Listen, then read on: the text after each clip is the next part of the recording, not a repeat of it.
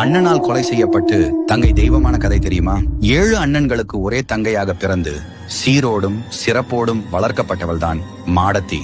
அண்ணன்கள் தங்கள் ஊரில் தீர்ப்பு சொல்லும் நாட்டாமையாக இருந்தனர். இந்த நிலையில்தான் மாடத்தி திருமணமாகி சென்ற இடத்தில் ஏற்பட்ட மனக்கசப்பினால் குழந்தையுடன் அண்ணன்கள் வீட்டிற்கு வந்தார். ஒருமுறை திருவிழாவில் மாடத்தியின் குழந்தை ஈராட்டினம் ஆட வேண்டும் என ஆசைப்பட்டது. ராட்டினம் ஆடத் தொடங்கியதுமே அழத் தொடங்கியது குழந்தை. உடனே அருகில் இருந்தவர் குழந்தை எடுத்து மாடத்தியிடம் கொடுக்க அதை அண்ணன்களின் எதிரிகள் பார்த்துவிட்டனர்.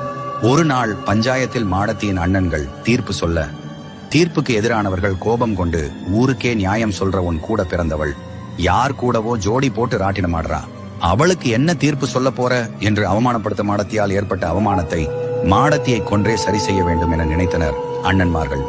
மறுநாள் தங்கையை விறகு பொறுக்க வேண்டும் என அழைத்து சென்று விறகு பொறுக்க குனிந்தவளின் தலையை ஒரே வெட்டாக வெட்டினான் மூத்தண்ணன். தலை தனியே சென்று விட்டது. அந்த தலை எவன் பேச்சையோ கேட்டு, இப்படி செய்து விட்டாயே, 7 அண்ணன்களில் ஒருவனுக்கு கூடவா என் மேல் இரக்கமில்லாமல் போனது, உங்களை அந்த கடவுளே பார்த்துக் கொள்வான் என கண்களை மூட உடல் துடிதுடித்து இருந்தது. தலையை புதைத்து உடலை எரித்து அந்த இடத்தில் ஆன்மா சாந்தி அடைய கோவில் எழுப்பி இன்றளவும் பூஜை செய்து வருகின்றன. அந்த அம்மன் தான் மாடத்தியம்மன் கோவில் அமைந்துள்ள இடம் பன்னம்பாறை. இது போன்ற கதைகளுக்கு புராண கதைகள் பக்கத்தை ஃபாலோ பண்ணுங்க. முழு கதைகள் வேண்டும் என்றால் கமெண்ட்ஸ் பண்ணுங்க. Download ShareChat.